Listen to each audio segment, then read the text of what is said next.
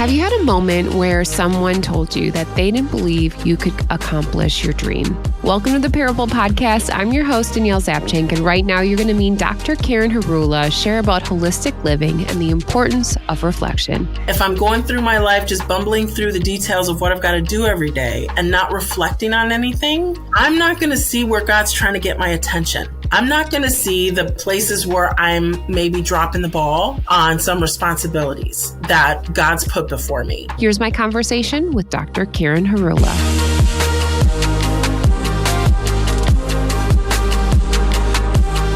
Well, welcome back to the Parable Podcast. Karen, I am so excited to talk with you today.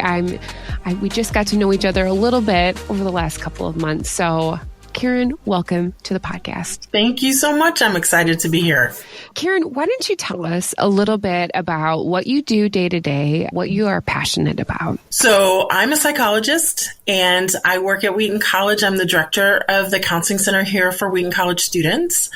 And day to day, my work includes both caring for students directly myself, but also supervising my staff. I speak on campus a lot about mental health issues. And what really drove me to pursuing my education and ultimately to be in a position like this is I feel really passionate about how we talk about emotions and how we talk about mental health in the church. So I have my own life experiences of struggling with my own mental health and really feeling very ashamed as a person of faith. And that was years before I pursued my education. And when I got to Wheaton, where I did my graduate work, I also pursued a master's degree in theology. And my motivation was really to gain some street cred with folks in the church who are still very suspicious of psychology and don't really understand or have had some negative experiences, or family members who've had negative experiences in the past and who've written off the wealth of wisdom that the science of psychology allows us to have, to know, to understand humanity, all of which I think is God-breathed. And so my passion is for this next generation of leaders in the church, many of whom come to Wheaton College, that we have different conversations around our emotional lives and around mental health in general. I like that for you, Karen, it is a holistic approach because there is, that mind, body, spirit mentality. I mean, there's so much to it. I'd love to ask you, were you always interested in that college age group? I mean, was that something that has been important to you? Not specifically. I knew that I didn't want to work with children. That was one thing that was clear to me. And in my training experiences, did have to do a fair amount of training with children, which confirmed that. So I was focusing on adults and had worked in several different Christian nonprofits, both outpatient counseling centers and also a medical clinic on the west side of Chicago. So mostly working with adults. The opportunity to come work at Wheaton College was a way that God surprised me. I wasn't necessarily aiming towards it, but these were the doors that opened when other doors closed. And I've really seen God show me the specific reasons why he called me here. And I do think it's because I have an opportunity to impact the future of the church in this environment. So I'm grateful for that. And I do feel like college students are coming to college with a few more challenges, let's say, than a couple generations ago, and still have a lot of development ahead of them. So I say that to say they're still learning and they're still malleable in their understanding of the world and of themselves in ways that even 18-year-olds 20, 30 years ago may have been a little bit more set already. There's more development happening at this point in their lives. And so it's just an exciting time. I remember going to college. You get the chance to choose what you want to eat for dinner that night. All your classes, whether or not you want to wake up and go to class. And so, you're figuring out who you are because you're no longer under mom and dad's roof. And so it's a big time and there's a lot of big emotions. You specialize in crisis diagnosis and intervention and the treatment of anxiety and mood disorders. And I'd love to ask you, from your professional opinion, do you think anxiety has always been a part of our life? Or do you think that we just now have a better framework of better understanding it? So in the last, I would say 5 to 10 years, our vocabulary and our willingness to talk about symptoms of our mental health has greatly increased, not always with super great precision, but I do think we're willing to talk about it, and stigma around some of those things is reducing, all of which I think are good things. I do think we still are lacking some fuller, deeper understanding of some of these terms that we throw around. So yes, I think anxiety has been here forever. When I hear people talk about almost weaponizing the Bible against our anxiety, talking about how frequently the Bible tells us not to be anxious, not to worry, I really hear a different voice from God in those verses. And I really hear him acknowledging in the frequency of bringing it up how normal it is for humans to worry and have fears. That fear of unknown is a very normal human experience. And God wants to remind us and recenter us to refocus. But I think also that does not, the Bible isn't a science textbook. And so the Bible is not referring to medical diagnoses, right? So there's some clinical levels of some of these things that we tend to spiritualize because the Bible does say, don't worry, don't be anxious. And so we think that's sufficient to address a medical diagnosis of an anxiety disorder. And it's just really not. And that's really not what God's talking about in those verses. I think we lack some real understanding of the differences we want to draw there and how normal anxiety is and when to identify what's the difference between kind of a normal anxious response to unknown circumstances or things happening outside of our control. That's a very normal thing to feel anxious about versus someone who is suffering with an anxiety disorder that's crippling of their life and really needs a higher level of care and not answered by prayer alone.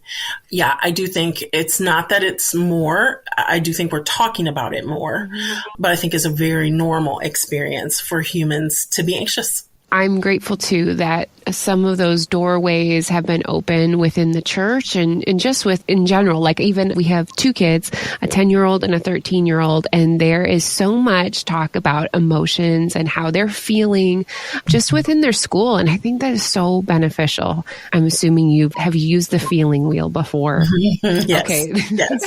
I didn't know about that until a couple of years ago. And truly, it's just kind of help you understand and like share your emotions for those listening. But, sometimes when my son, he communicates differently from my daughter. And so I'm like, do you want me to get out the feeling wheel? And they're like, no, Mom. But again, I think it's so important to kind of have those words around what we're walking through. Karen, we're going to get back to this a little bit, but I'd love to talk about growing up. I know you said in your bio that you were raised for part of your life in Mexico City because of your parents are missionaries. Tell me about that experience. So my parents were almost their entire careers missionaries and mostly in Latin American countries. So I have two siblings who were born in Argentina. My sister and I were born in Puerto Rico. And then my youngest sibling was the only one born in the States. And soon after she was born, we went back to Puerto Rico. So the first Spanish I learned was Puerto Rican Spanish. And then by the age of 10, we moved to Mexico. And I stayed in Mexico. My parents were there for 11 years. I graduated high school there and attended a large American private school. So I went to school with a lot of expats, kids whose parents were there with the American government, with American companies, but also a lot of international students. Families would send their kids to our school to learn English and be able to go to American universities. So there was a lot of Mexican students there as well, and a lot of students from other countries. So it was a very international experience, even though it was called the American school. And I loved it. I loved living in Mexico in the 70s and the 80s. It was just a rich experience of learning and growing with people who had very different backgrounds and really learning how to live out my faith in a relatively secular environment, although there were other missionary kids at the school and we all knew each other because we were like, we'd have kind of a little affinity there. But plenty of my friends came from all kinds of different backgrounds. And so I also had a little bit of a split experience because in going to that private school, it was a fairly privileged environment, but my parents were missionaries. So I didn't fit the profile exactly of most of the students at that school. I'll just say that. And so I had this other life that was associated associated with the churches my parents were working with. And my dad's job for the bulk of the time we were there, my mom and dad led our denomination's training college for future ordained ministers in our denomination. So I lived in community with all of these seminarians and went to churches in very impoverished neighborhoods, places people I went to school with like never went. Very diverse city. Mexico City is a pretty huge city. And so I had very different experiences and exposures to different cultures that way as well. But obviously I'm bilingual and love speaking Spanish. I speak a couple forms of Spanish because I've lived in a couple different places. But, you know, I'm just super grateful for all of those experiences, everything it exposed me to, and how different my life is, even from like my cousins and other people who I would say I have so much more in common with, or you would expect there to be more similarity. I just really am different. And I really love my cultural identity, which is a very blended, kind of messy thing, but I love it. And it's all I know. So it's hard to even compare to what somebody else's experience would be like. But it was a very diverse way to grow up, to be in those two different worlds, even in Mexico City, to kind of live in two different worlds. So it was very fun.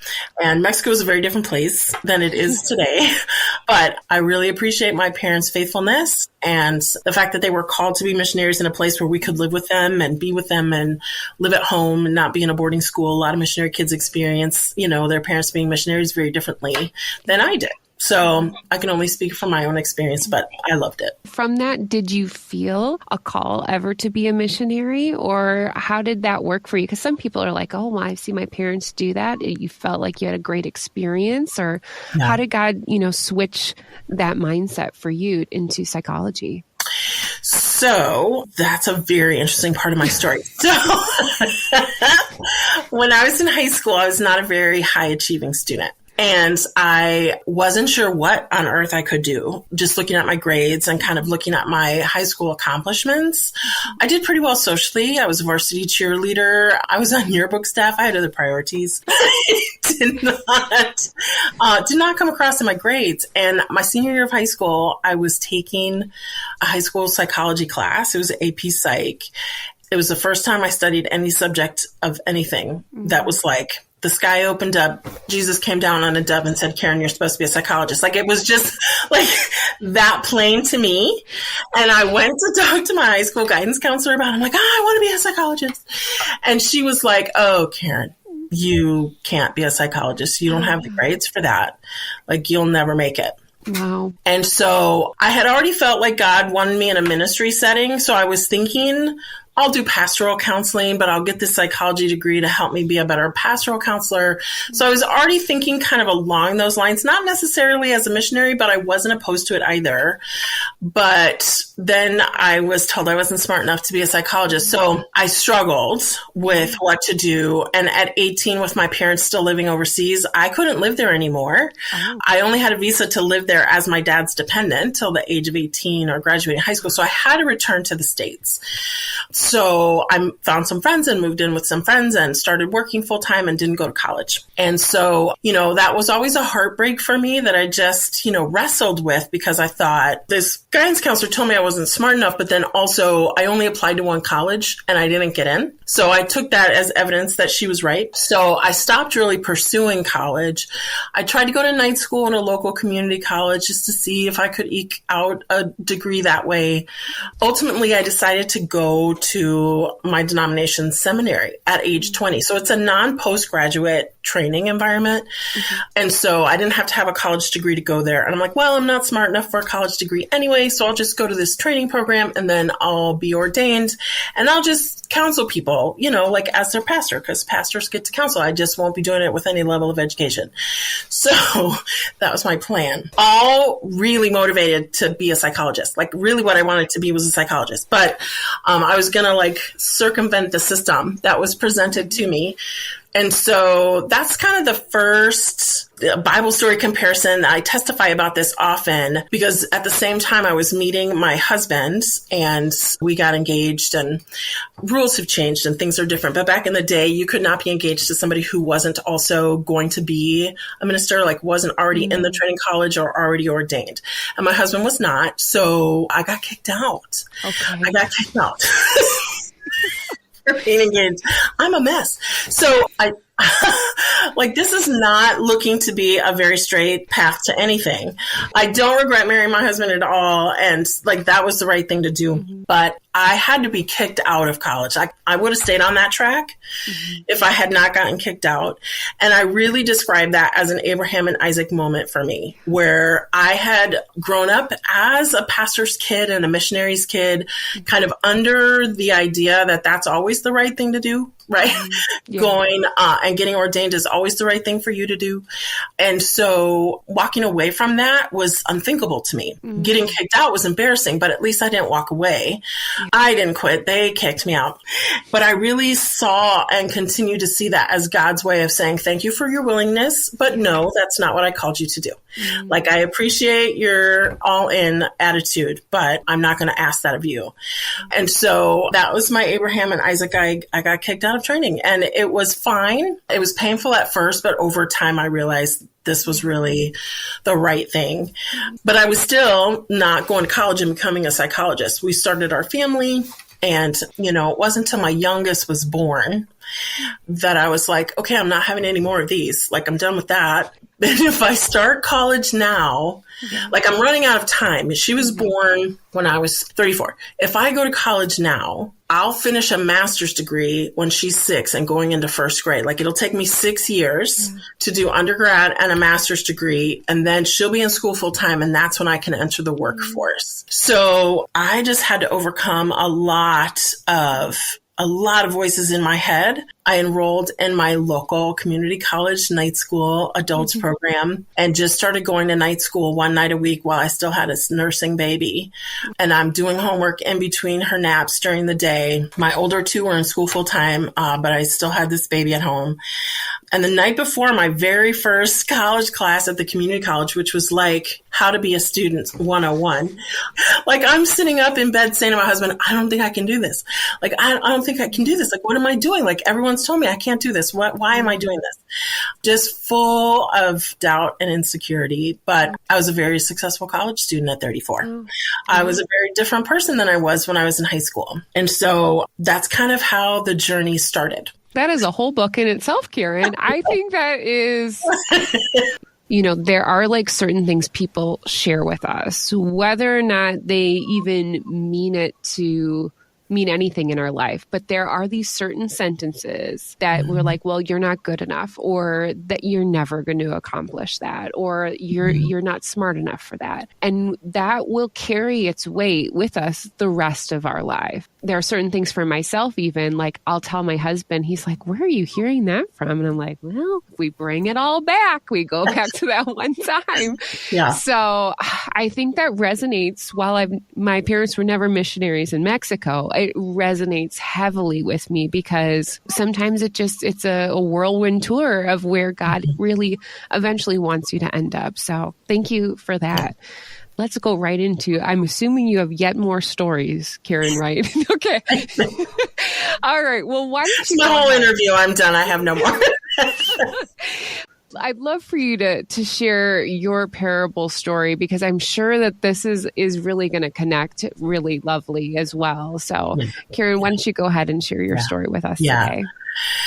I shared with you that, I started my family. So my firstborn was born in 95, and then very quickly, accidentally, we had another one in 96. So I had these 2 very young children. I don't know how that happens, but I had these 2 very young children, 16 months apart, and I was just kind of in baby land. But after my second was born, I had a really severe episode of postpartum depression. Which I did not understand what was happening to me at all. I did not have any education. This was before college. This was before all of that. I had no kind of understanding of what was happening to me. I was a mess, and I mostly chalked it up to like just being really tired because I've got this infant and this toddler. So there was never a time when they both napped at the same time. So life was chaotic. And of course, having young children is hard, but I'm forever grateful to my cousin who's an MSW who I got to spend a lot of time with during those years because we lived close to each other. And she said to me one day, she's like, Karen, I think you're depressed.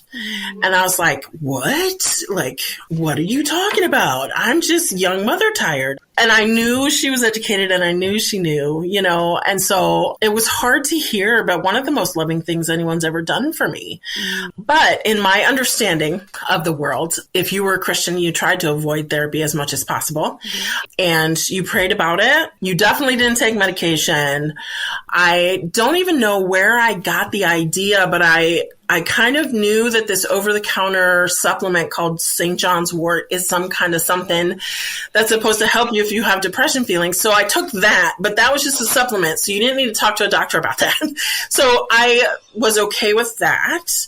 And I kind of muddled through probably 2 to 3 years of just very poor functioning. I remember sitting in church and just feeling ashamed that I wasn't happy, and people would make their very loving comments about how I must be so thrilled to be a stay-at-home mom, that I was living the dream. I was only staying home because I didn't make enough money to put 2 kids in childcare. Like I wasn't living any kind of dream. Financially, things were terrible. It was very stressful. And yeah, being a stay-at-home mom is a lot of women's dreams. I'm not sure that it was necessarily living out any kind of dream in my case.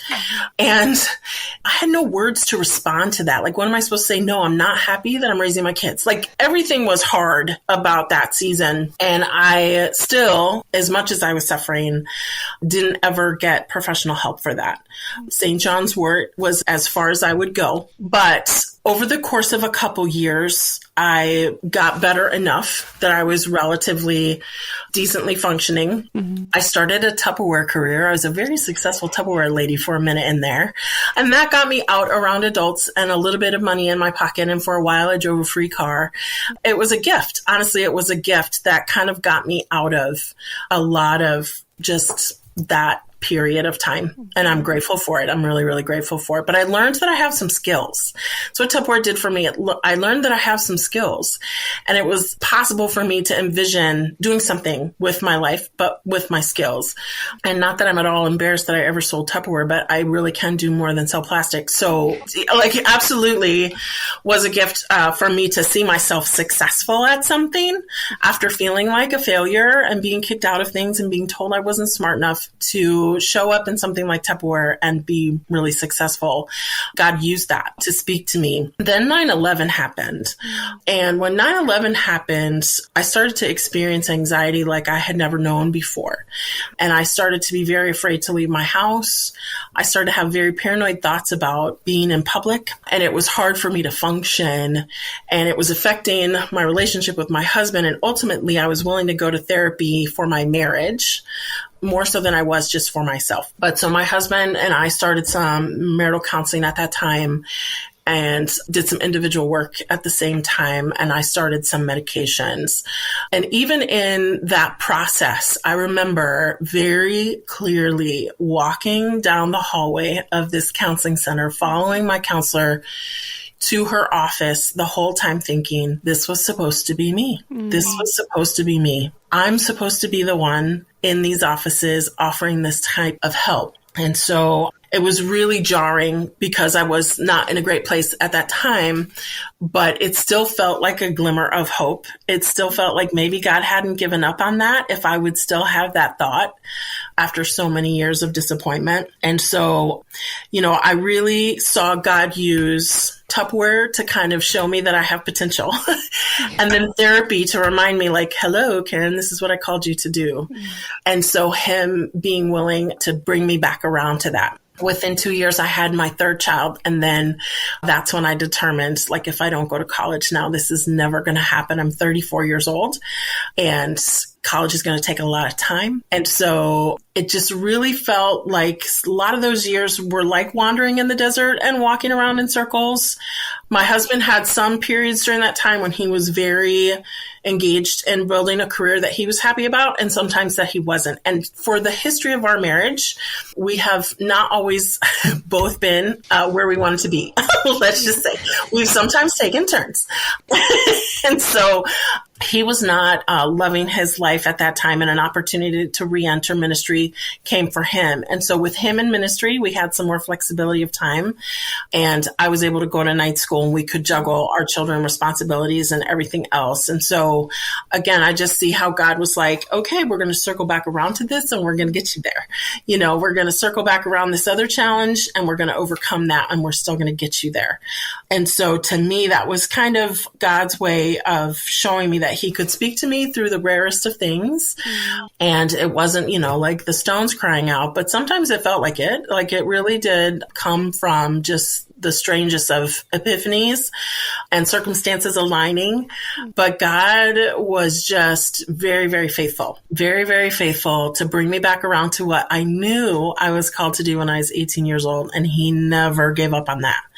So that is kind of how I ended up here. So I went to college, and after 2 or 3 years pursuing my undergraduate degree, I was like, oh, I really feel like I want to be a doctor.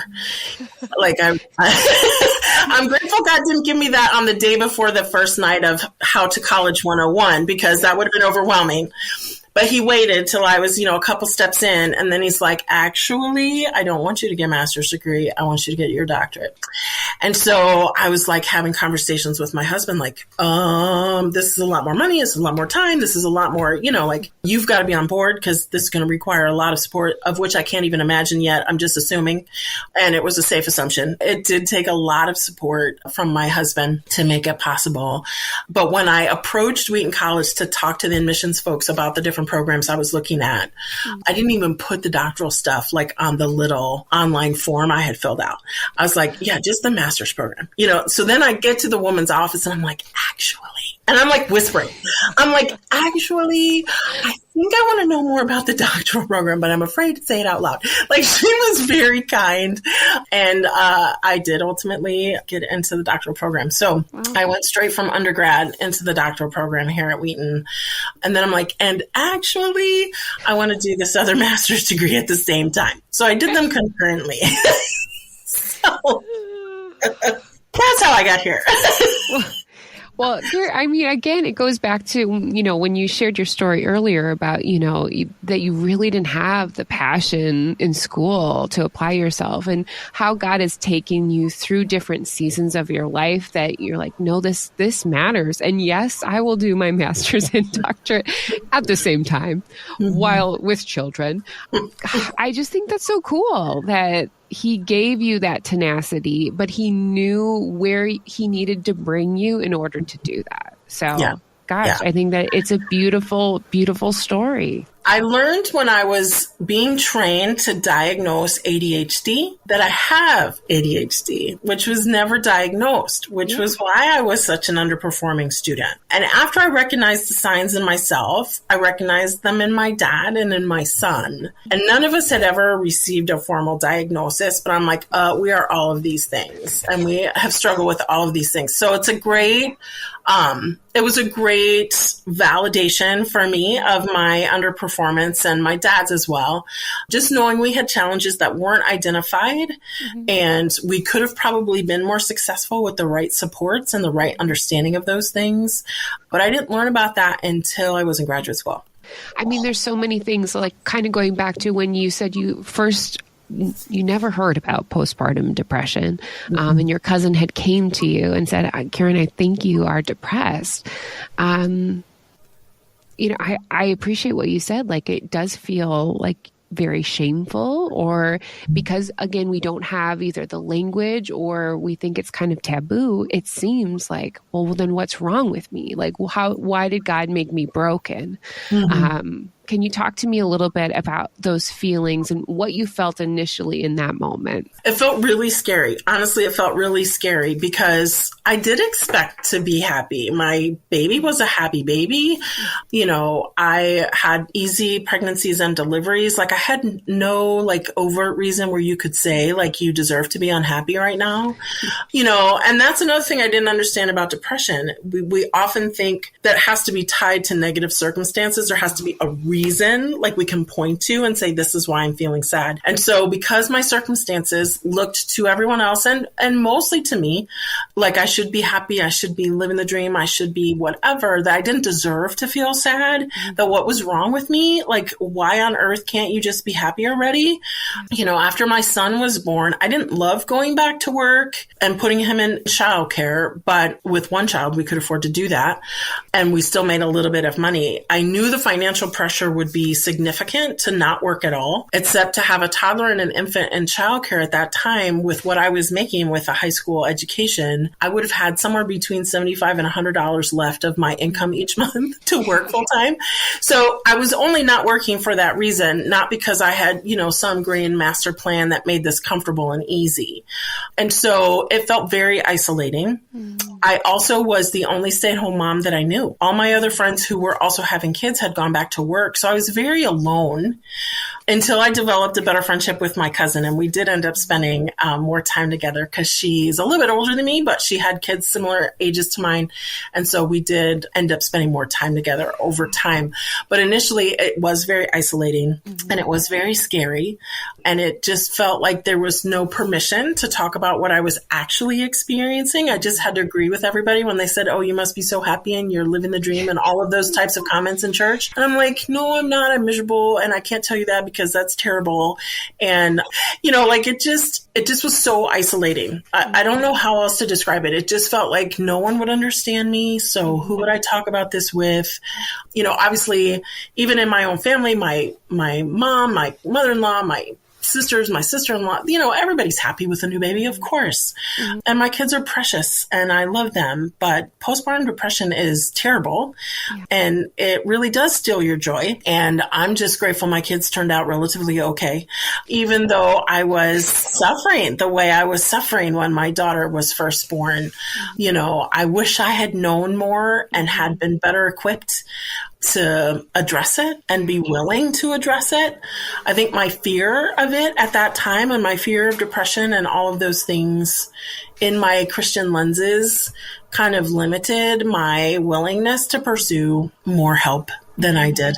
Karen, in your professional opinion, because you know that there are functioning alcoholics, would you say people can have functioning depression where they think that this is just like how life is and they don't really understand like there is more to experience in this life? For sure. There are those high functioning folks with both depression and anxiety who can do their jobs, interact with the world on a fairly regular kind of as compared to norms basis, you know, and come home maybe at the end of their workday and kind of crash, have no energy left for their own interests or for their families. And so they're still bringing in a paycheck. They're still going to work every day. But when they come home and they have absolutely nothing less and they just either veg out in front of the TV or engage in other forms of addictions just to kind of numb the rest of their time, they can look to the outside world as highly functioning for sure. And people not know exactly how poorly they're functioning behind the scenes. So it is very possible. And people, because they're still bringing in that paycheck, because they're still going to work, they themselves won't even think they need that level of care and attention. So they won't seek it. They're like, well, I'm going to work every day just because I watch Netflix for 6 hours the rest of the day doesn't mean I should go to therapy. You know, like they don't see it or they justify it in their own minds to reduce the severity of what's going on. And sometimes it's because they're Christians and they've heard that we shouldn't go to therapy, or sometimes their families are against therapy and the culture of their family is against, you know, talking about problems. So there could be a lot of reasons behind their not pursuing help, right? I'm not wanting to peg just one thing, but you certainly can go a long time being pretty highly functional. As a stay-at-home mom, nobody saw that I wasn't showering every day and that keeping my hair in a ponytail and wearing sweats was what you wore as a stay-at-home mom, right? So people wouldn't know that I was having kind of no real joy in these first weeks and months of my daughter's life, because even if they popped over to visit me, I looked like a stay-at-home mom, right? I was kind of just not caring. My kids weren't in school yet, so I didn't even have to drop off somebody at school. Like, I literally was just in my house.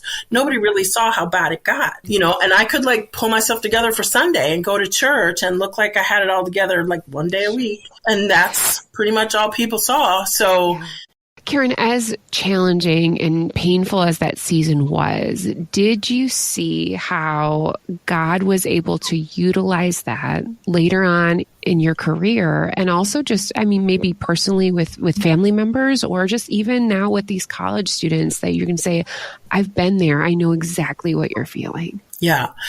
During my graduate school, I had the opportunity to work in a postpartum depression research lab. Wow. And I got to interview women for some of my colleagues who were a few steps ahead of me in the dissertation process, and got to help them gather their data and stuff and be involved from that perspective and be in that research lab and be able to contribute to that research lab, both professionally, but also from lived experience. So there was that initial kind of redemption of that experience where I could see how God was using something traumatic and difficult from my past. But now, like, beautifully, I've seen God do that with multiple things in my life. Mm-hmm. For example, I grew up in Mexico City, and we had a terrible earthquake in 1985. Thousands of people died, and it was terrible. It was a very traumatic experience. I was a junior in high school at the time, and because of my parents' missionary work, I got to do some kind of disaster response work with them because my parents are with the Salvation Army. So I got to do some work with the Salvation Army afterwards, which was both healing, but also contributed to my trauma. Some of the things that I had to see and witness were also very difficult. And I still carry scars from that experience. And so I don't get triggered by those types of things very often. It's not like we have earthquakes happen every day. But a couple years ago, there were some earthquakes in Mexico City on the anniversary of the big one. And I had some folks come into the clinic where I was working on the west side of Chicago who are Mexican immigrants. And they happened to come in on that day. And we were able to talk about our mutual trauma and our memories of what it was like to live in Mexico City at that time and what today's news was triggering for us and, how we got through that. And I was able to really minister direct from that experience to some of my patients. So God has done that more than once, and I'm always so grateful.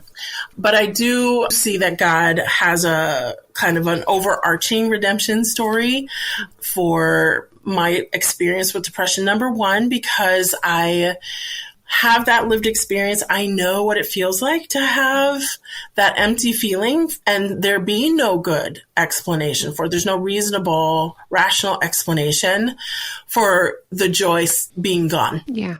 And I think that's one thing that someone who's never experienced depression really struggles with, because they're like, well, what do you have to be sad about? Let's address the problem. And I'm like, well, the problem is I have depression. That is the problem. There's no other, there's no direct source that we can logically kind of address to make this go away. It's a medical condition and you need to address it that way. And sometimes it comes out of sad experiences and circumstances, but oftentimes it doesn't. Oftentimes there's no real explanation. And so knowing that has allowed me to have a lot more patience with my patients. I don't ask as many stupid and awkward questions because I know there aren't any answers for those. I just feel like God has really redeemed that whole time in my life to serve others. That's great. I was just thinking, when we think of the Big C Church, and one hopes that the church is a place of safety, comfort, grace. Sometimes that's not found there. Right. Not because sometimes I don't even think it's like ill intent. It's just maybe because we don't have the language. Maybe we haven't ever met somebody who has dealt with depression. So yeah, we do say the dumb questions. So how can we, as the Big C Church, how can we lovingly support those that are in our small groups, those that sit next to us within the worship service, so that we can truly love them like Jesus would? Yeah, I think it's really tricky to answer that to the big C church because obviously all of our churches have their own cultures. Sure. All of our denominations have our own histories with how we've addressed these things, how we've talked about them in the past.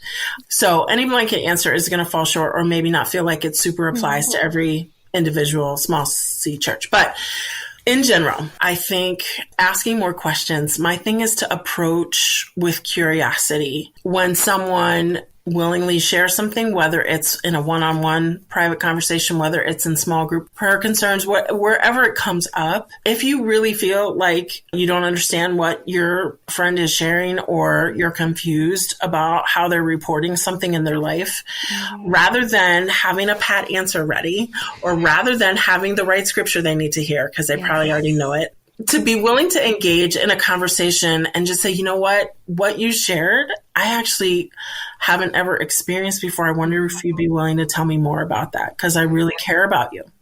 And just approach questions that are outside of our experience with more curiosity and less certainty in answers. Because oftentimes what we think we're so certain about isn't actually going to be helpful or doesn't apply. And we've just made assumptions to make it apply. So let's not make assumptions. Let's not start with answers. Let's start with more questions. I heard you say that you haven't showered all week. That really concerns me. Is there a way that I could help you? So asking questions to open up a conversation about what that person is actually experiencing and maybe what that person could perceive that they actually need. So like in my situation as a young mom with a toddler and an infant, like even just going to the bathroom for 5 minutes was too long. So even just having somebody who might be available to come to my house for an hour so I could shower, that might have been a helpful thing somebody could have offered, right? But nobody's offering to come sit in my house for me to just shower. I think because we don't ask those questions, we don't find out what that person could really benefit from or need. And I think we are so afraid of somebody asking of us something that we couldn't do or might feel uncomfortable to us. We don't ask to begin with. So let's not be curious. Let's just point them to the question or the answer that we're convinced they already need. And I know it. So I think we really lack a curious spirit. And we like certainty so much. We cling to the things we're so certain we know so much about. And humans are much more diverse than we want to grapple with. You know, there are no two of us that are alike. And our circumstances, regardless of what got us there or what we're living here in the moment, are so different that most of our assumptions are going to be off because we are just that different. And that's what I love about my field. I'm never bored. I never feel like I'm talking to the same person twice. Like even two people with depression will have very different backstories and very different experiences, and it'll be impacting them very differently. And it's all the same disorder. So like there's no getting bored in what I do. And I just ask questions and approach my new clients to get to know them with much more curiosity than, oh, I know what you have. You have XYZ. No, probs not. You know, like that's probably too simple. Slow down and just take in more time and approach new people and new environments with more curiosity. That's such a good advice, Karen. I think genuine curiosity in a loving, caring way, you know, you don't have to be fake about it. I mean, just asking that. That's the one thing I like about this podcast is that I get to ask the question and we do it in a way that it's because we care, because we love the people that are in our life. One thing I noticed that you and we have in common, I do not have my doctorate, but we do have a favorite journal in common. You like the Next Right Thing journal, is that correct? Super helpful for me. It's by Emily P. Freeman. She has a book, but the journal, and again, this isn't something you have to do every day. It has helped me tremendously because allows me to reflect easily, and whether that's on my emotions, how I'm feeling, there's really no rules to it. So I'd love to just ask you a little bit about what has reflection meant in your life, specifically what you've learned through that journal, or just how that has helped you draw closer to God. No, I love that question. So I'm blanking on the source of this quote, so maybe we need to look it up. But the quote is something along the lines of, we don't learn from experience, we learn from reflecting on experience. And so to me, I have really been intentional about reflection. And this journal just happens to help me me do that the way it's broken down and categorized. And some months I'll have very full pages and some months I'll have very empty pages, and it's fine. Yeah. But it's enough to bring things to mind when I want to go back and look, okay, in this past month, what went well? What didn't go well? How did I invest my free time? Am I glad about how I invested my free time? Do I want to use my free time more intentionally in another area that was blank this past month? That's why it's so helpful to me. But I think reflection is also undervalued. And unfortunately, Big C Church has often propagated this notion that that's a selfish thing, an inward focused, selfish thing to do. Why are you thinking so much about yourself? And the reason why I like to be reflective is because God is inside of me. I have the Holy Spirit in there. He's making stuff happen. He's making me feel good or feel bad about things. I want to pay attention to that. It's not just, humanoid Karen without God that I'm spending so much time being reflective of. It's my whole self, which includes the Holy Spirit inside of me. Like, I'm wanting to reflect on all of those things so that I can learn. If I need to adjust, I want to adjust. And if I'm not paying attention, if I'm going through my life just bumbling through the details of what I've got to do every day and not reflecting on anything, I'm not going to see where God's trying to get my attention. I'm not going to see the places where I'm maybe dropping the ball on some responsibilities that God's put before me. I might lose sight of what my priorities are if I'm not paying attention to how I'm spending my time. So I think reflection is just a tool. Let's get off of judging it so harshly as being some selfish, self-centered thing to do. But it is a way to see, where was I paying attention to God this month? Where was I ignoring him? Where was I growing? Where was I falling apart? Like, do I need some more time and attention on this area of my life? Or am I good there? I need some attention on this other area of my life. To me, reflection is the key to all of that. And when we say we want all this spiritual maturity and spiritual growth in our lives, where the heck is that going to come from? If we're not paying attention, if we're not paying attention to where God's moving or not moving in our life, how on earth are we going to be pursuing that growth? How are we going to be changed by what God's asking us to do if we're not paying attention to that? Yeah. So I think there's a huge wealth lost when we peg reflection as a self-centered, selfish thing to do. And the church does that a lot. Amen, Karen. It's just a problem. Like, it's just such a big problem. And I get sometimes reflection is painful, and I don't want to minimize that. Sometimes reflection is avoided, not because someone's telling us not to do it, but because we're afraid of our own thoughts. Yeah. Like, there's some maybe difficult things we have to face, or things that have been done to us that are unfair that we still have to face. Mm-hmm. And that is real. And that's a legitimate reason why people avoid reflection. And so what I would say is, because I believe reflection is God's call to pay attention to him, follow God into that reflection, because even in the most painful things we may have to think about or go back and re-examine, God has led us to the place to be able to handle that. And he will be there with us in those most painful things that we have to reflect about. And we don't need to be afraid, whether it's self-reflection, whether it's going to therapy, whether it's whatever it is that we're going to use to shine a light on some part of ourselves. God goes before us. We're not going into any of those spaces alone, and we don't have to face whatever it brings up by ourselves. That's the beauty of being a Christian in therapy, that Christ goes with us. The Holy Spirit comforts us. We aren't entering into any of that painful work by ourselves. So the fear of the unknown, of what those explorations may be, is normal. And yet we don't have to face that fear by ourselves. It's not even just our counselor, right? It's not even just that we're not in the room by ourselves. We literally bring the Holy Spirit with us. So, I think that's my encouragement when we think about reflection and our avoidance of reflection. But I don't want to minimize that it is often a very painful process. And sometimes we have to reflect on things we've been avoiding thinking about for a really long time. That's real. And yet that's not an excuse not to eventually get around to it. Eventually, if you're going to grow through something really painful, if you're going to actually have a life dividend from that pain, it requires reflecting on it. It's a requirement. You have to. That's beautiful, Karen. I think that is just such great advice. It's practical, and just how you've shaped what that means to live holistically. I love it. I could keep talking about this, Karen, but our time is coming near. So Karen, can you share, if people wanted to get connected to you, how can they do that? So I have a website. It's very easy to find, drkarenhurula.com. Also on Instagram, Dr. Karen Hurula.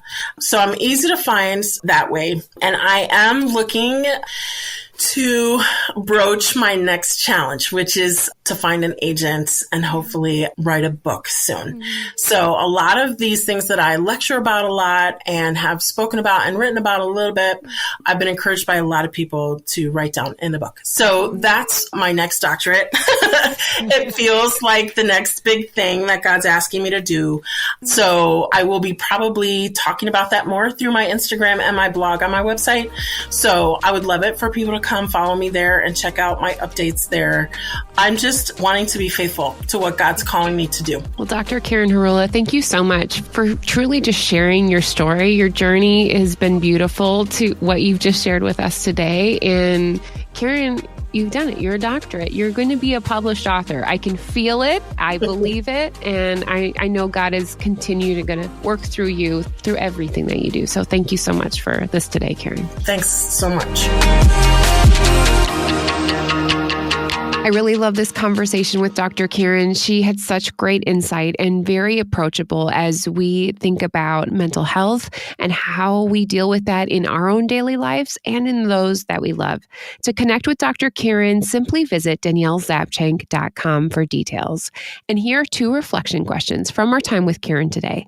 Number 1, in what ways can you be curious this week with a friend or a loved one? And remember, this is a way that is out of love because you appreciate and you love them so much. Number 2, Karen shared the importance of reflection for her because, like she said, the Holy Spirit is in her. It's within each one of us.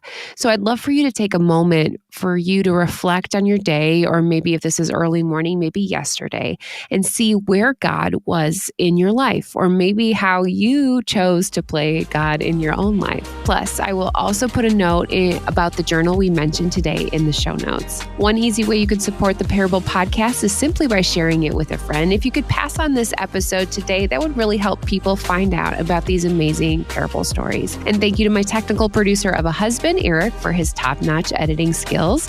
That is going to do it for today. I'm grateful that you took the time to spend it with me. Remember, your parable showcases how he was even there in the wandering. We'll see you back again next week on the Parable Podcast.